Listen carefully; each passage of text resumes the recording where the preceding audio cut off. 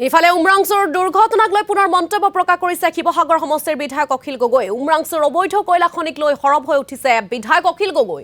সকলো আবদ্ধ শ্ৰমিক উদ্ধাৰ নোহোৱালৈকে বিধায়কসকল উমৰাংচুতে থাকিব লাগে আৰু এই দাবী কৰিলে শিৱসাগৰৰ বিধায়কগৰাকীয়ে। বিধানসভাত উমৰাংচুৰ ঘটনা উত্থাপন হোৱাৰ লগে লগেই অভাৱনীয় পৰিস্থিতিৰ সৃষ্টি হৈছে শাসক পক্ষৰ মাজত।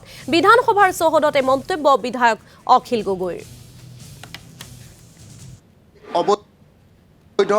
red hole mining আছে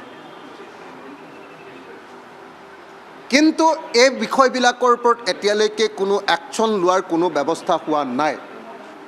সেইকাৰণে মই বাৰম্বাৰ প্ৰস্তাৱ দি আহিছোঁ যে অসম বিধানসভাৰ সৰ্বদলীয় প্ৰতিনিধি দল আচলতে গোটেই বিধানসভাখন আমি উমৰাংচুলৈ যোৱা উচিত আৰু শ্ৰমিকসকল উদ্ধাৰ নকৰা পৰ্যন্ত আমি তাত থকা উচিত।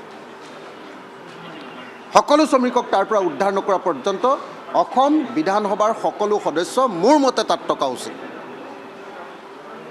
আৰু তাৰোপৰি আমি তাত থকা যিমান অবৈধ কয়লা খনন আছে কাৰ্বি আংলং আৰু উত্তৰ কাছাৰ, তুলিৰাম ৰংহাং আৰু দেবুলাল গালুছাৰ, সেই অবৈধ কয়লা খনন আমি বন্ধ কৰিবৰ কাৰণে সকলো যোৱা উচিত, চোৱা উচিত আৰু বন্ধ কৰা উচিত, যাতে এনেকুৱা ধৰণৰ দুষ্কাৰ্য অসমত চলি থাকিব নোৱাৰে। কালি সেই প্ৰশ্ন উত্থাপন কৰাৰ কাৰণেই কালি বিজেপিৰ কোনো ধৰণৰ এডজৰ্ণমেণ্ট মোচন নাছিলে, কিন্তু আমাৰ প্ৰস্তাৱবিলাক উত্থাপন কৰাৰ লগে লগে তেওঁলোকে সন্মুখলৈ আহি হুলস্থুল কৰি তেওঁলোকে কাকো কথা ক'বলৈ দিয়া নাই।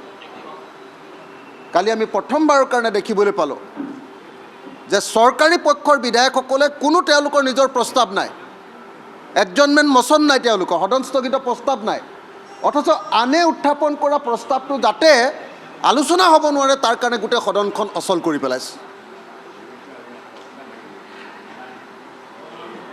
অধ্যক্ষ ডাঙৰীয়াইও আমি দেখিছোঁ যে আমি যদি সেইডোখৰলৈ যাওঁ তেতিয়াহ'লে গোটেই মহাভাৰত অশুদ্ধ হৈ যায়।